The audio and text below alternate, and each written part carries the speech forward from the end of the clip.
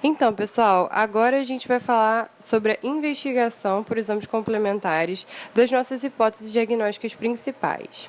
Então, começando pela pneumonia. Em casos suspeitos, é muito importante que a gente solicite a radiografia de tórax em PA e perfil, tanto para corroborar o diagnóstico quanto para auxiliar na determinação da gravidade. Por exemplo, a presença de derrame pleural, infiltrado multilobular, fazem parte de uma pneumonia mais grave, né? O padrão radiológico mais frequente é a opacidade alveolar homogênea com presença de broncoalograma aéreo, né, caracterizando uma imagem de consolidação. Mas a gente pode encontrar outros padrões radiológicos. A gente deixa exames mais claros, como a TC de tórax, e mais acurados, né, para situações de dúvida diagnóstica, para auxiliar no diagnóstico diferencial ou para pesquisa de complicações. Mas esse exame não é solicitado de rotina numa pneumonia. Quanto à avaliação laboratorial, além do hemograma, a bioquímica básica e a PCR, que já foram solicitados, a gente poderia complementar a avaliação com procalcitonina, né? A dosagem da procalcitonina é um exame com valor prognóstico. Uma procalcitonina aumentada, ou seja, maior que 2 na admissão, é preditor de gravidade, né? Tem mais chance desse indivíduo evoluir para sepse ou choque séptico. Por outro lado, valores mais baixos permitem a realização de cursos mais curtos de antibiótico. Outra coisa que a gente poderia solicitar seria a gasometria arterial, né, para melhor avaliação da presença de distúrbios do equilíbrio ácido básico, avaliar a relação PF, como está a saturação arterial de oxigênio e os níveis de lactato. Lembrar que os níveis de lactato também teriam que ser solicitados na sepse. Para os pacientes internados, né, como vai ser o caso do nosso paciente, ele tem indicação de internação, a gente pode solicitar também a hemocultura e o exame do escarro, com gram e cultura. É importante ressaltar que esses exames eles não possuem sensibilidade elevada, né, e eles também demoram para sair o resultado. Então, o tratamento empírico tem que ser iniciado antes da obtenção dos resultados desse exame. A importância seria direcionar o tratamento após o isolamento do germe, né, com uma possível redução do espectro antimicrobiano. Agora, quanto à sepse, o que é importante a gente fazer, né, dentro das primeiras 3 horas da admissão desse paciente, de acordo com o protocolo da sepse? Medir o nível de lactato sérico, né, que inclusive faz parte da definição de choque séptico, né, e indica má perfusão tecidual. Solicitar hemoculturas antes da administração do antibiótico. Lembrar que a gente tem que administrar o antibiótico dentro de, no máximo, 1 hora. Então, a hemocultura tem que ser feita antes desse período. Não pode atrasar a administração do antibiótico, né? Além de hemograma completo, bioquímica já foi pedido, PCR também, a gente pode solicitar outros marcadores de disfunção orgânica, né, para quantificar melhor, de maneira mais adequada, via o score SOFA, né? Então, inclui a dosagem de bilirrubina e o coagulograma, que aí não foram solicitados ainda. Para anemia, o que a gente pode solicitar para ajudar a determinar a causa? Na avaliação inicial da anemia, além da avaliação da série vermelha e dos índices hematimétricos, né, como VCM, HCM, né, e o RDW, a gente pode solicitar a contagem de reticulócitos e a cinética do ferro, né, ferro sérico, ferritina, TIBIC e a saturação da transferrina.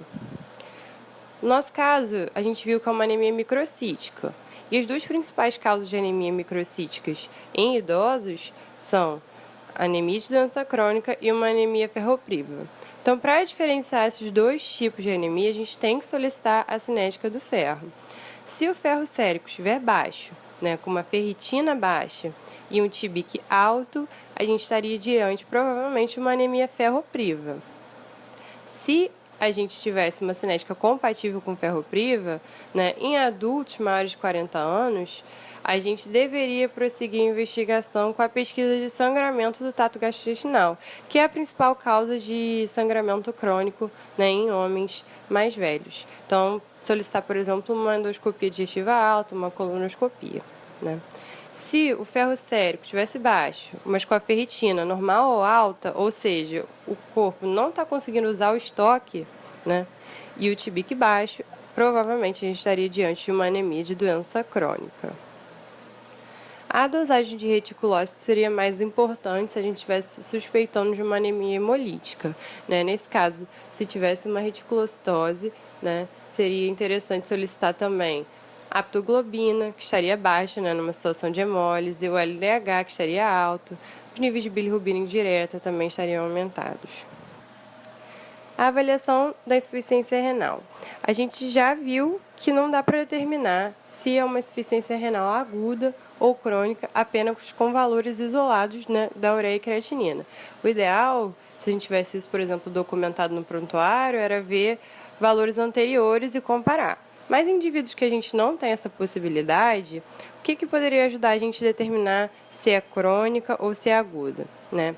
A ultrassom renal, né?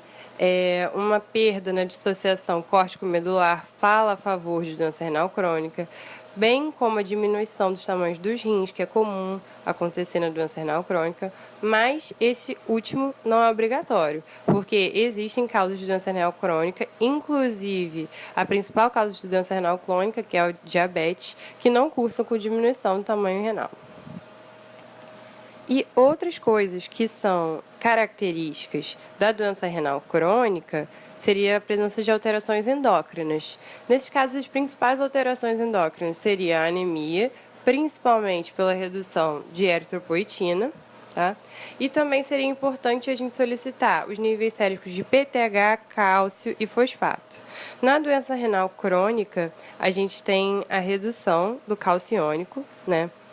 Por vários motivos, tanto pela redução da excreção do fosfato, né, então os níveis séricos de fosfato aumentam, quanto pela redução da ativação da vitamina D, que é um processo que ocorre nos rins, né, dessa forma a gente teria níveis mais baixos de cálcio, e isso estimularia por feedback negativo um aumento do PTH, então a gente teria um hiperparatireoidismo secundário. Isso seria bem característico de doença renal crônica.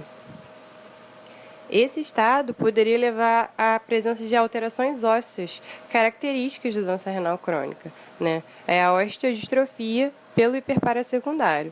Então, a gente também poderia solicitar raio-x na busca por alterações características, né? Como uma reabsorção superiostial das falanges, o crânio em sal e pimenta, a coluna em camisa listrada, dentre outros achados.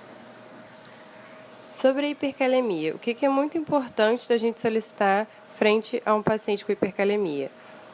Um eletro, né, para buscar alterações eletrocardiográficas características, ou seja, uma onda T alta apiculada, achatamento de onda P, QRS alargado. Se houver alteração no eletro, está indicado o tratamento com gluconato de cálcio, né, para prevenir arritmias.